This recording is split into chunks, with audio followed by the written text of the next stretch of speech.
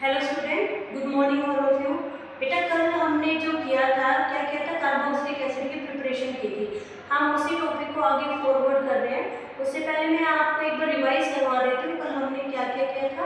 हमने 3 प्रिपरेशन की थी कार्बोक्सिलिक एसिड की। फर्स्ट प्रिपरेशन जो हमने की थी ग्रिग्नार्ड रिएजेंट के साथ की थी, ठीक है। उसके बाद हमने हाइड्रोलिसिस किया था एसिड ट्राइहैलाइड्स का, एंड देन हमने जो थर्ड जो रिएक्शन की थी वो किया था हाइड्रोलिसिस ऑफ साइनाइड। अब हम इसी टॉपिक को आगे फॉरवर्ड कर रहे हैं और हमारी जो फोर्थ एंड नेक्स्ट रिएक्शन है वो है by oxidation of primary alcohols and aldehydes.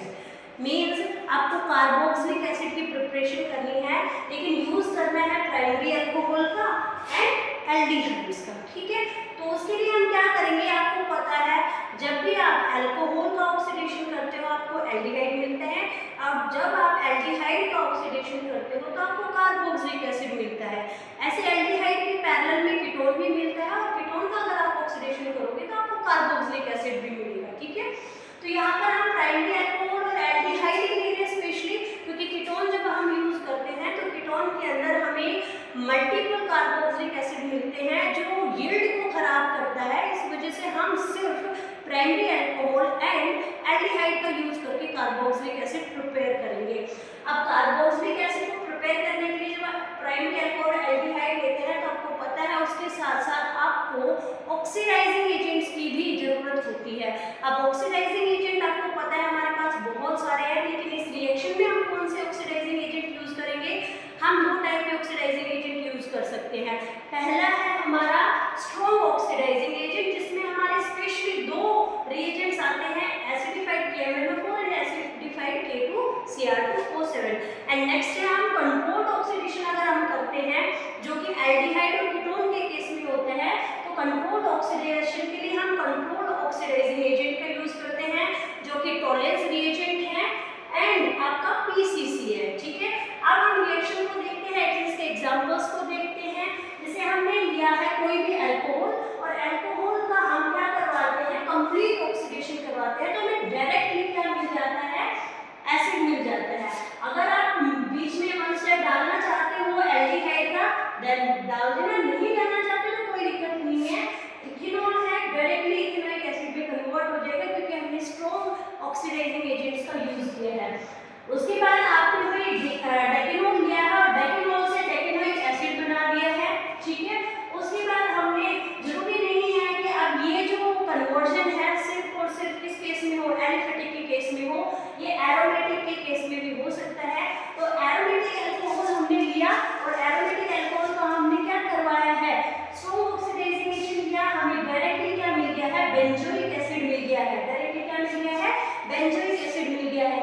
यहाँ पर ये आपका बेंजाइल अल्कोहल है, एंड बेंजाइल अल्कोहल जो है वो डायरेक्टली कन्वर्ट हुआ है किसके अंदर, बेंजोइक एसिड के अंदर, ठीक है। इसी रिएक्शन को हम क्या कर सकते हैं, हमने बेंजी एल्डिहाइड लिया, और एल्डिहाइड के केस में हम स्ट्रॉन्ग भी ले सकते हैं और कंट्रोल्ड भी ले सकते हैं। तो हमने बेंजी एल्डिहाइड लिया, उसका PCC या फिर CrO3 के प्रेजेंस में हमने रिएक्शन करवाई, और यहाँ पर भी हम लोगों को क्या मिल जाएगा, बेंजोइक एसिड मिल जाएगा। सिर्फ जरूरी नहीं है कि आपकी ये रिएक्शन सिर्फ इन्हीं ऑक्सीडाइजिंग एजेंट्स के साथ होगी, कि स्ट्रॉन्ग और वीक नहीं, हमारे पास और भी ऑक्सीडाइजिंग एजेंट है। जैसे हमारे पास माइल्ड ऑक्सीडाइजिंग एजेंट है Tollens reagent and Fehling solution. हम टोलेंस रिएजेंट और फेलिन सॉल्यूशन का यूज करके एल्डिहाइड को कार्बोक्सिलिक एसिड में कन्वर्ट कर सकते हैं। नाउ नेक्स्ट रिएक्शन है हमारी बेटा by hydrolysis of acid halide, ठीक है। अब इसमें क्या करना है, हमें एसिड हैलाइड और एसिड एनहाइड्राइड का हाइड्रोलिसिस करना है, जिसकी वजह से हमें क्या मिलेगा, कार्बोक्सिलिक एसिड मिलेगा, ठीक है। अब हाइड्रोलिसिस में सिंपल आपको वाटर लेना है, वाटर से ब्रेक डाउन करना है, और आपका जो एनहाइड्राइड है और आपका जो एसिड हैलाइड होते हैं वो कन्वर्ट हो जाएंगे डायरेक्टली कार्बोक्सिलिक एसिड में। फर्स्ट आपको पता होना चाहिए कि जो एसिड हैलाइड है वो होता कौन सा ग्रुप है, तो RCOCl ग्रुप को हम क्या बोलते हैं, एसिड हैलाइड। और जो आपका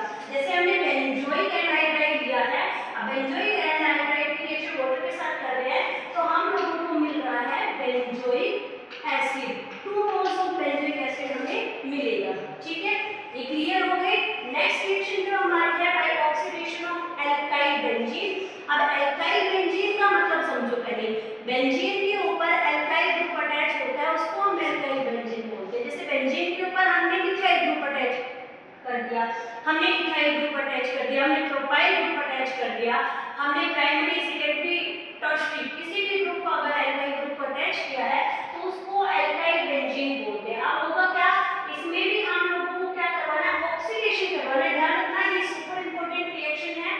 एल्काइल बेंजीन का ऑक्सीडेशन होगा, डायरेक्टली हम लोगों को एसिड मिल जाएगा। और इसके अंदर जनरली ये जो बेंजीन इंक्लूड हो रही है तो ये स्पेशली एरोमेटिक कंपाउंड्स के अंदर होगी। तो सीधा सीधा हम बोल सकते हैं कि इस रिएक्शन में जो हमें प्रोडक्ट मिलने वाला है वो बेंजोइक एसिड मिलेगा। हम डायरेक्ट इस रिएक्शन का ऐसे भी बोल सकते हैं।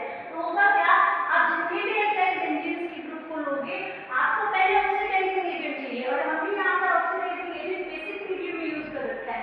ऑक्सीडाइजिंग एजेंट है क्या, KMnO4, इसकी जगह आप K2Cr2O7 ले सकते हो। KMnO4 K2Cr2 विद बेस अगर आप लेते हैं देन हाइड्रोलिसिस हम करेंगे तो हमें डायरेक्ट बेंजोइक एसिड मिल जाएगा। ठीक है, तो हमने क्या किया, सबसे पहले बेंजीन के ऊपर सिंपल एक मिथाइल ग्रुप लिया है जिसका नाम होता है प्रोलीन। अब उसका ऑक्सीडेशन करवाया है। तो ध्यान रखना इसमें जो एल्काइल ग्रुप्स होते हैं, जो एल्काइल ग्रुप होते हैं वो डायरेक्टली कन्वर्ट हो जाते हैं किसके अंदर, एसिडिक ग्रुप के अंदर। अभी हमने बेस लिया है तो यहाँ पर सॉल्ट मिलेगा बेंजोइक एसिड का, और सॉल्ट का हम हाइड्रोलिसिस कर देंगे तो हम लोगों को क्या मिल जाएगा, यहाँ पे बेंजोइक एसिड मिल जाएगा। ठीक है, नेक्स्ट हमने नेक्स्ट एग्जांपल लिया है। इस बार हमने बेंजीन के ऊपर प्रोपाइल ग्रुप अटैच कर दिया है जिसकी वजह से इसका नाम बन गया है प्रोपाइल बेंजीन। सेम वही आपको ऑक्सीडेशन करवाना है KMnO4 विद बेस, और हीटिंग इफेक्ट थोड़ा सा हीट करना पड़ेगा तो ये जो पूरा ग्रुप है ये कन्वर्ट हो जाएगा सॉल्ट ऑफ बेंजोइक एसिड में। फिर इसका हाइड्रोलिसिस कर देंगे और आपको मिल जाएगा फिर से बेंजोइक एसिड। बेटा एक चीज यहाँ पे ध्यान रखने की जरूरत ये है कि ये जो रिएक्शन है इसके ऊपर अगर आप बेंजीन के ऊपर प्राइमरी या सेकेंडरी एल्काइल ग्रुप अगर अटैच कर रहे हो तो डायरेक्टली आपको बेंजोइक एसिड मिलेगा।